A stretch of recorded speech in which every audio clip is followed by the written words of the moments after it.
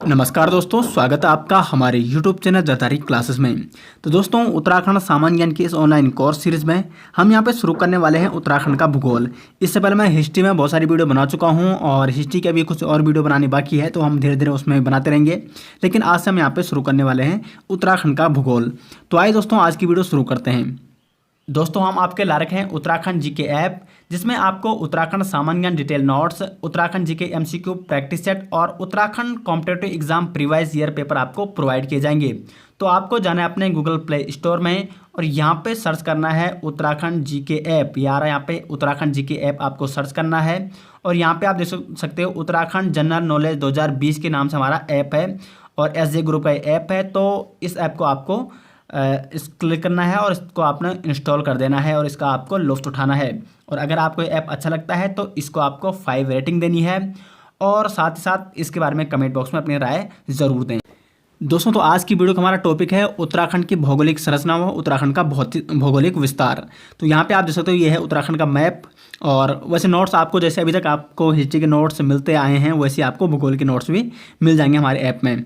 तो आपको चिंता करने की ज़रूरत नहीं है अब। और इस मैप के माध्यम से मैं आपको समझाने वाला हूँ पूरी डिटेल्स कि किस प्रकार उत्तराखंड का भौगोलिक विस्तार है और क्या भौगोलिक संरचना है उत्तराखंड की।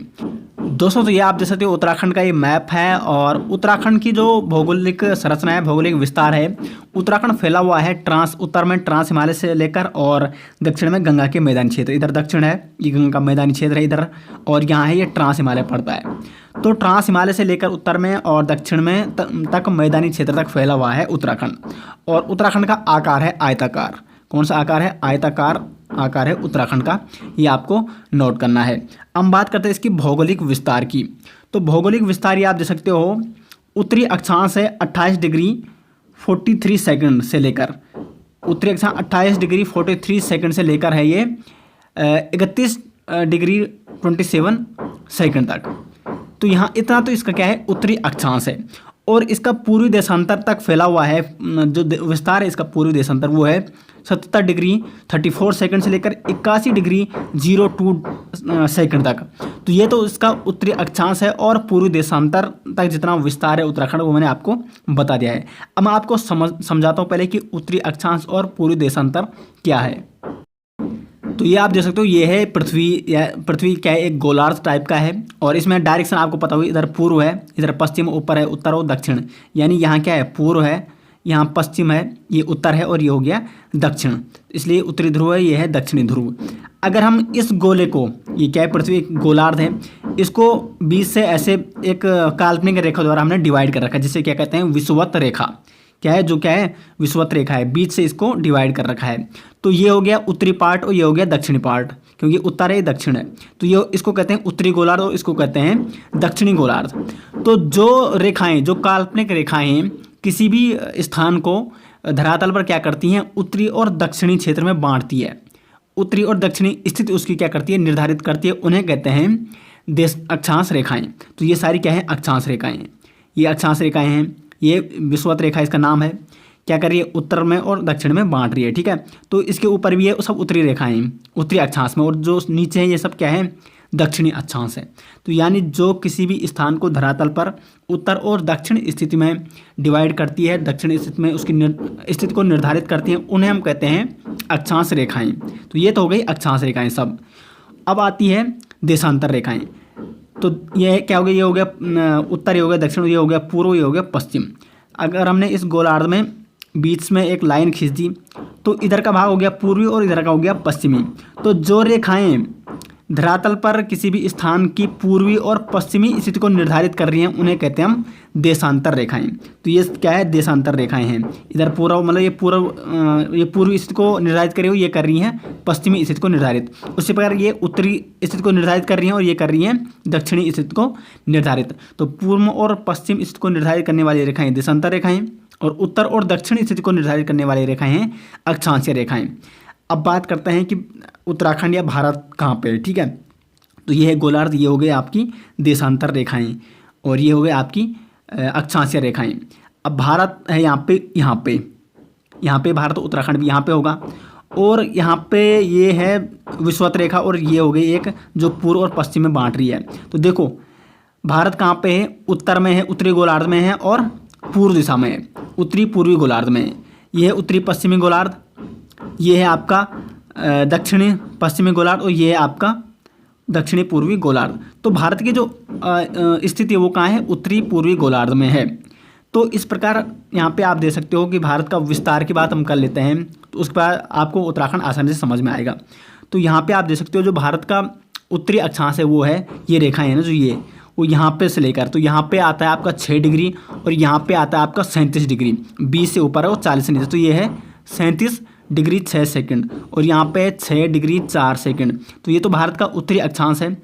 और जो पूर्व देशांतर रेखाएं हैं भारत की यहाँ पे ना, तो यहाँ पे आता 40 के आगे है ये, तो 40 के आगे क्या होगा यहाँ पे ये है, और 80 के पीछे यहाँ पे है 68 डिग्री 7 सेकंड से लेकर ये है 97 डिग्री 25 सेकंड यहाँ पे, ठीक है। ये 68 है और ये है 97। तो इस प्रकार भारत का क्या है, उत्तरी और पूर्वी क्या है भारत का जो देशांतर रेखाएं और उत्तरी अक्षांश जो रेखाएं हैं वो भारत की यहाँ पे इतना विस्तार है। उत्तराखंड की बात करते हैं, उत्तराखंड यहाँ पे है और उत्तराखंड मैंने आपको बता दिया अभी कि उत्तराखंड की स्थिति और विस्तार क्या है। तो अब आपको समझ में आ गया होगा कि अक्षांश रेखाएं क्या हैं और देशांतर रेखाएं क्या हैं। तो उत्तराखंड का विस्तार क्या है, उत्तरी अक्षांश में कितना है 28 डिग्री 43 सेकंड से लेकर 31 डिग्री 37 सेकंड तक है। ये है ना उत्तर, ये उत्तर दिशा में है, ठीक है। तो ये रेखाएं क्या हैं, उत्तरी अक्षांश को निर्धारित कर रही हैं। और ये हो गया पूर्व में है, भले अब यहाँ पे वैसे ये दक्षिण पार्ट है, लेकिन ग्लोब में उत्तराखंड और भारत कहाँ पे है, पूर्व और उत्तर दिशा में है, तो इसलिए उत्तरी अक्षांश और पूर्वी देशांतर ही हम बोलेंगे। और इसकी जो पूर्वी देशांतर वो कहाँ है, 77 डिग्री 34 सेकंड से लेकर 81 डिग्री 02 सेकंड तक इसका क्या है, भौगोलिक विस्तार है। अब आप देख सकते हो इसका जो आकार है वो आयताकार है। आयताकार में क्या होगा, लंबाई ज़्यादा होगी और चौड़ाई कम होगी। तो यहाँ से ये पूर्व है, ये पश्चिम है, ये है उत्तर और ये दक्षिण में लिखा हुआ भी है। तो पूर्व से पश्चिम तक की जो उत्तराखंड की लंबाई है वो है 358 किलोमीटर। कितनी है, 358 किलोमीटर। और उत्तर से दक्षिण तक जो चौड़ाई है वो है 320 किलोमीटर। तो लंबाई हो गई 358 किलोमीटर और चौड़ाई हो गई 320 किलोमीटर उत्तराखंड की। अब बात करते हैं इसके क्षेत्रफल की। तो क्षेत्रफल है इसका, कुल क्षेत्रफल है उत्तराखंड का वो है 53,483 वर्ग किलोमीटर।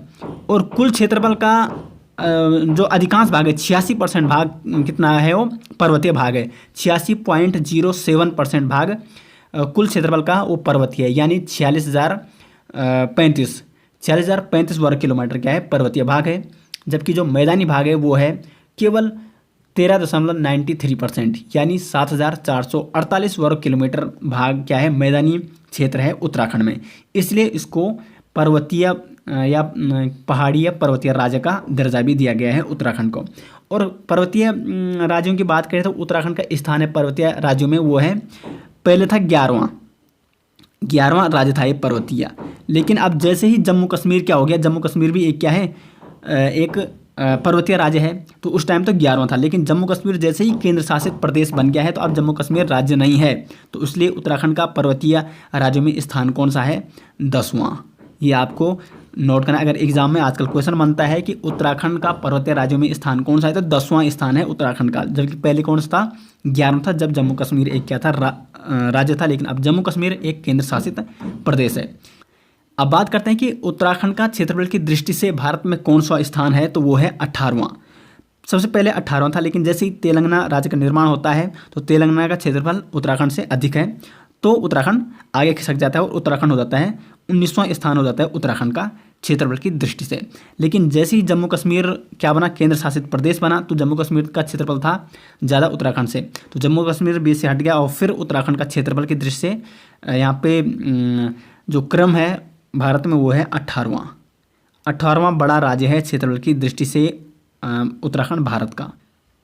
तो अभी तक मैंने आपको बताया कि उत्तराखंड का क्षेत्रफल कैसा था और किस स्थान पे उत्तराखंड भारत में क्षेत्रफल की दृष्टि से उत्तराखंड का स्थान कौन सा है। अब मैं आपको उत्तराखंड राज्य के प्रत्येक जिलों का यहाँ पे क्षेत्रफल बताने वाला हूँ और कौन सा जिला क्षेत्रफल की दृष्टि से सबसे बड़ा है और कौन सा सबसे छोटा है, ये सारी जानकारी मैं आपको देने वाला हूँ। तो यहाँ पे आप देख सकते हो उत्तराखंड राज्य के जिलों का क्षेत्रफल। तो प्रत्येक जिले के यहाँ पे मैंने क्षेत्रफल यहाँ पे बता रखे हैं आपको। चमोली का क्षेत्रफल है सर्वाधिक 8,030 वर्ग किलोमीटर। तो उत्तराखंड में सबसे ज़्यादा जो क्षेत्रफल किस जिले का है, ये क्वेश्चन कई बार एग्जाम में बन चुका है, तो ये है चमोली का। उसके बाद दूसरे स्थान में आता है उत्तरकाशी जिसका क्षेत्रफल है 8016 वर्ग किलोमीटर। तीसरे स्थान पे आता है पिथौरागढ़ जिसका क्षेत्रफल है 7110 वर्ग किलोमीटर। चौथे स्थान पे आता है पौड़ी गढ़वाल जिसका क्षेत्रफल है 5329 वर्ग किलोमीटर। और पांचवें स्थान पे आता है टिहरी गढ़वाल जिसका क्षेत्रफल है 4080 वर्ग किलोमीटर। छठे पे आता है नैनीताल जिसका क्षेत्रफल है 3860 वर्ग किलोमीटर। सातवें पे आता है देहरादून जिसका क्षेत्रफल है 3088 वर्ग किलोमीटर। उसके बाद आठवें पे आता है अल्मोड़ा 3082 वर्ग किलोमीटर। नौवें पे आता है उधम सिंह नगर 2542 वर्ग किलोमीटर का क्षेत्रफल है। 10वें पे आता है हरिद्वार जिसका क्षेत्रफल है 2360 वर्ग किलोमीटर। 11वें पे आता है बागेश्वर जिसका क्षेत्रफल है 2302 वर्ग किलोमीटर। और 12वें पे आता है रुद्रप्रयाग जिसका क्षेत्रफल है 1984 वर्ग किलोमीटर। और सबसे कम क्षेत्रफल है चंपावत का 1766। तो ये तो हो गया सबसे ज़्यादा क्षेत्रफल किसका है, चमोली का है। कितना है, 8030 वर्ग किलोमीटर। और सबसे कम क्षेत्रफल है यहाँ पे चंपावत का, कितना है, 1766 वर्ग किलोमीटर। अब कई बार ये भी क्वेश्चन आता है कि उत्तराखंड में क्षेत्रफल की दृष्टि से किस जिले का दूसरा स्थान है क्षेत्रफल की दृष्टि से, तो वो है उत्तरकाशी का और तीसरा है पिथौरागढ़ का। तो आपको फर्स्ट के 3 याद रखने हैं और अंत के 3 आपको ध्यान रखना है कि सबसे कम किसका है, चंपावत का, उसके बाद सबसे कम रुद्रप्रयाग का, उसके बाद बागेश्वर का है। तो ऊपर के 3 और नीचे के 3 आपको नोट करने हैं, सर्वाधिक 3 और सबसे कम 3 जो जिले जो कि क्षेत्रफल की दृष्टि से हैं। तो ये तो हो गया यहाँ पे क्षेत्रफल की दृष्टि से जिलों का स्थान। अब हम बात करते हैं उत्तराखंड राज्य की अंतर्राष्ट्रीय सीमा। तो अंतर्राष्ट्रीय सीमा का मतलब होता है कि जो किसी दूसरे के देश के साथ जो सीमा होती है, लगती है, उसे कहते हैं अंतर्राष्ट्रीय सीमा। तो उत्तराखंड की जो अंतर्राष्ट्रीय सीमा यहाँ से शुरू होती है, क्योंकि यहाँ क्या है, ऊपर तिब्बत चीन है और यहाँ पे खत्म होती है अंतर्राष्ट्रीय सीमा। अंतर्राष्ट्रीय सीमा जैसे मैंने आपको बताया कि जो दूसरे देशों के साथ लगती है। तो यहाँ से ऊपर है चीन और तिब्बत का क्षेत्र। पहले तिब्बत में आता लेकिन उसके बाद चीन ने यहाँ पे कब्जा किया और अब वो चीन में आता है। तो यहाँ से और यहाँ तक है चीन के साथ अंतर्राष्ट्रीय सीमा है भारत की। और यहाँ नीचे तक है, यहाँ से यानी ये है पिथौरागढ़ और ये है यहाँ पे उधम सिंह नगर। तो यहाँ से लेकर नेपाल तक शेयर करता है उत्तराखंड यहाँ पे अंतर्राष्ट्रीय सीमा। और जो टोटल लंबाई है अंतर्राष्ट्रीय सीमा की वो है 625 किलोमीटर। कितनी है टोटल लंबाई है अंतर्राष्ट्रीय सीमा की उत्तराखंड में, वो है 625 किलोमीटर, जिसमें 350 किलोमीटर तो चीन के साथ सीमा है अंतर्राष्ट्रीय सीमा उत्तराखंड की, और 275 किलोमीटर नेपाल के साथ अंतर्राष्ट्रीय सीमा रखता है उत्तराखंड। तो इसलिए क्वेश्चन अगर आ गया है कि कौन सा देश उत्तराखंड के साथ सर्वाधिक लंबी सीमा बनाता है अंतर्राष्ट्रीय सीमा, तो वो है चीन तिब्बत, और सबसे कम बनाता है नेपाल, क्योंकि 2 ही देश हैं जो उत्तराखंड के साथ अंतर्राष्ट्रीय सीमा बनाते हैं, चीन और नेपाल। तो चीन सर्वाधिक बनाता है और नेपाल कम बनाता है। नेपाल बनाता है 275 किलोमीटर और चीन बनाता है 350 किलोमीटर। उसके आप यहाँ पे देख सकते हो कि चीन के साथ कौन कौन जिले यानी कौन कौन डिस्ट्रिक्ट यहाँ पे सीमा बना रहे हैं। तो एक बना रहा है उत्तरकाशी, चमोली बना रहा है और पिथौरागढ़ बना रहा है। तो 3 जिले यहाँ पे चीन के साथ सीमा बनाते हैं। कौन कौन से 3? उत्तरकाशी, चमोली और पिथौरागढ़। और उसी प्रकार पिथौरागढ़, चंपावत और उधम सिंह नगर 3 जिले यहाँ पे नेपाल के साथ अंतर्राष्ट्रीय सीमा बना रहे हैं। तो यहाँ पे 3 जिले हो गए यहाँ पे चीन के साथ सीमा बनाने वाले हैं और 3 जिले यहाँ पे नेपाल के साथ सीमा बनाने वाले हैं। और टोटल आते हैं, अगर क्वेश्चन आ गया कि टोटल कितने जिले उत्तराखंड के अंतर्राष्ट्रीय सीमा शेयर करते हैं दूसरे देशों के साथ, वो करते हैं 5 जिले, उत्तरकाशी, चमोली, पिथौरागढ़ और चंपावत और उधम सिंह नगर। और अगर क्वेश्चन आ गया कि नेपाल और चीन तिब्बत के साथ कौन सा जिला शेयर करता है सीमा, अंतर्राष्ट्रीय सीमा, तो वो है पिथौरागढ़, जो कि चीन के साथ भी सीमा बना रहा है और किसके साथ, नेपाल के साथ भी सीमा बना रहा है। तो और सर्वाधिक लंबी अंतर्राष्ट्रीय सीमा कौन सा जिला बना रहा है, तो वो पिथौरागढ़ ही बनाता है, क्योंकि पिथौरागढ़ यहाँ से लेकर चीन से लेकर और यहाँ नेपाल के साथ भी अंतर्राष्ट्रीय सीमा बनाता है। तो सर्वाधिक लंबी अंतर्राष्ट्रीय सीमा किस जिले की है, तो वो है पिथौरागढ़ की। तो ये सारी चीज़ें आपको अंतर्राष्ट्रीय सीमा के बारे में ध्यान रखनी है। और एक और इम्पोर्टेंट फैक्ट है कि उत्तर में चीन के साथ जब सीमा बनाता है अंतर्राष्ट्रीय सीमा, तो कौन सा स्थान मतलब बीच में कौन सा क्षेत्र है, तो ये है यहाँ पे है ट्रांस हिमालय क्षेत्र। ठीक है, उत्तर में ट्रांस हिमालय क्षेत्र चीन तिब्बत और उत्तराखंड के बीच सीमा बनाता है। जबकि जो पूर्व में है, नेपाल पूर्व में है, तो पूर्व में यहाँ पे काली नदी, ठीक है, काली नदी का यहाँ क्षेत्र है। काला पानी आपने सुना होगा, आजकल विवाद भी चल रहा है नेपाल और भारत का, तो ये काला पानी क्षेत्र है और पिथौरागढ़ में है ये काला पानी क्षेत्र। ठीक है, काली नदी है। तो पूर्व में नेपाल के साथ काली नदी के माध्यम से सीमा बनाता है, जबकि उत्तर में चीन के साथ ट्रांस हिमालय के माध्यम से सीमा बनाता है अंतर्राष्ट्रीय सीमा। ठीक है, तो ये चीज़ आपको नोट करनी है। अब हम बात करते हैं उत्तराखंड राज्य की अन्य राज्यों के साथ सीमाएं। तो उत्तराखंड जो राज्य है दो देशों के अंतर्राष्ट्रीय सीमा बना रहा था अभी तक, चीन और नेपाल के साथ, और ऐसे ये दो अन्य राज्यों के साथ सीमा बनाता है, हिमाचल प्रदेश और उत्तर प्रदेश। तो हिमाचल प्रदेश की सीमा यहाँ से शुरू होती है और यहाँ पे ख़त्म होती है। तो देखो 2 जिले हिमाचल प्रदेश से सीमा बना रहे हैं। एक है उत्तरकाशी, देखो यहाँ से यहाँ तक मैप में आप समझ सकते हो, यहाँ पे जूम कर लिया मैंने। उत्तरकाशी यहाँ से हिमाचल की सीमा यहाँ पे ख़त्म होती है, ठीक है। तो उत्तरकाशी यहाँ पे है और देहरादून, तो 2 जिले यहाँ पे हिमाचल प्रदेश के साथ, हिमाचल प्रदेश राज्य के साथ सीमा बनाते हैं, जबकि 5 जिले यहाँ पे उत्तर प्रदेश के साथ सीमा बना रहे हैं। अब वो कौन कौन से 5 है, तो यहाँ पे आप थोड़ा, ये यहाँ से उत्तर प्रदेश सीमा शुरू होती है और ये जाते हुए यहाँ पे ख़त्म है उत्तर प्रदेश सीमा। तो एक हो गया देहरादून, दूसरा हो गया हरिद्वार, तीसरा हो गया पिथौरागढ़, चौथा हो गया नैनीताल, 5वां हो गया उधम सिंह नगर। तो ये 5 जिले उत्तर प्रदेश के साथ क्या बना रहे हैं, सीमा बना रहे हैं, जबकि देहरादून और उत्तरकाशी ये 2 जिले हिमाचल प्रदेश के साथ सीमा बना रहे हैं। अगर क्वेश्चन ये आता है कि कौन सा जिला 2 राज्यों के साथ सीमा बनाते हैं, वो है अकेला देहरादून। सिर्फ देहरादून ही है जो 2 राज्यों के साथ सीमा बनाता है, उत्तर प्रदेश से बना रहा है और हिमाचल प्रदेश से भी बना रहा है। अब देखो कई बार ये क्वेश्चन भी बनता है कि सबसे पूर्वी जिला कौन है, तो सबसे पूर्वी जिला आप दे सकते हो, क्या ये है ना पिथौरागढ़। पिथौरागढ़ का सबसे पूर्व में कौन सा फैला है, पिथौरागढ़ फैला हुआ है यहाँ पे। तो पिथौरागढ़ सबसे पूर्वी जिला है उत्तराखंड का। सबसे पश्चिमी जिला ये है, पश्चिम में कौन फैला है सबसे ज़्यादा, देहरादून पश्चिमी जिला हो गया। उत्तर में कौन फैला है सबसे ज़्यादा, ये उत्तरकाशी का ये क्षेत्र है, तो उत्तरकाशी सबसे उत्तरी जिला है। और सबसे दक्षिणी जिला कौन है, उधम सिंह नगर, क्योंकि उधम सिंह नगर सबसे नीचे तक फैला हुआ है।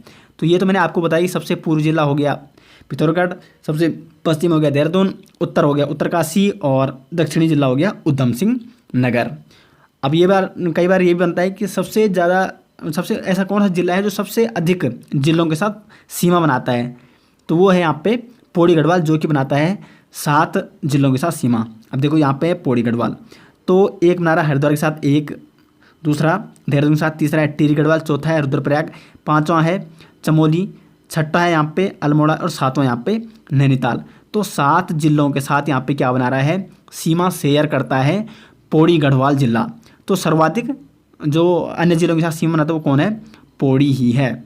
और उसके बाद यहाँ पे 4 ऐसे जिले भी हैं जो किसी भी अंतर्राष्ट्रीय सीमा और राज्य सीमा नहीं बनाते हैं, यानी न तो वो चीन के साथ सीमा बनाते हैं, ना वो नेपाल के साथ सीमा बनाते हैं, ना वो उत्तर प्रदेश के साथ सीमा बनाते हैं, ना वो हिमाचल प्रदेश के साथ सीमा बनाते हैं। तो वो कौन कौन से हैं यहाँ पे, देखो एक है टिहरी गढ़वाल, न तो वो अंतर्राष्ट्रीय सीमा बना रहा है, न वो किसी राज्य के साथ सीमा बना रहा है, रुद्रप्रयाग, और उसके बाद है अल्मोड़ा है और बागेश्वर। बाकी सब क्या है, अंतर्राष्ट्रीय सीमा या राज्य सीमा, इनमें से कोई ना कोई बनाता है। तो टिहरी, रुद्रप्रयाग, बागेश्वर और अल्मोड़ा, ये 4 ऐसे जिले हैं जो किसी भी अंतर्राष्ट्रीय सीमा से संबंधित नहीं है और किसी भी राज्य सीमा से संबंधित नहीं है, यानी वो सेंटर में स्थित है। दोस्तों तो आज मैंने आपको जानकारी दी है उत्तराखंड के भौगोलिक विस्तार, भौगोलिक संरचना के बारे में, और बाकी कोई भी आपका अगर क्वेश्चन हो तो आप कमेंट बॉक्स में पूछ सकते हो। और वीडियो के बारे में कमेंट बॉक्स में अपनी राय जरूर दें कि किस प्रकार आपको ये वीडियो अच्छी लगी या कैसी लगी, या समझ में आपको अच्छे से आया नहीं आया। और हमारी उत्तराखंड जो ऑनलाइन सीरीज चल रही है, उत्तराखंड सामान्य की ऑनलाइन कोर्स सीरीज, ये हम आपको बहुत जल्दी इसका सिलेबस कंप्लीट कराएंगे। और आपको सीरीज कैसी लग रही है, आपको मदद मिल रही है नहीं मिल रही है, तो कमेंट बॉक्स में खाली पड़ा है, कमेंट बॉक्स में अपनी राय ज़रूर दें। और वीडियो अच्छी लगी तो वीडियो को लाइक और शेयर जरूर कीजिएगा, और चैनल में पहली बार आए तो चैनल को सब्सक्राइब जरूर कीजिएगा। मिलते हैं नेक्स्ट वीडियो साथ, तब तक के लिए धन्यवाद।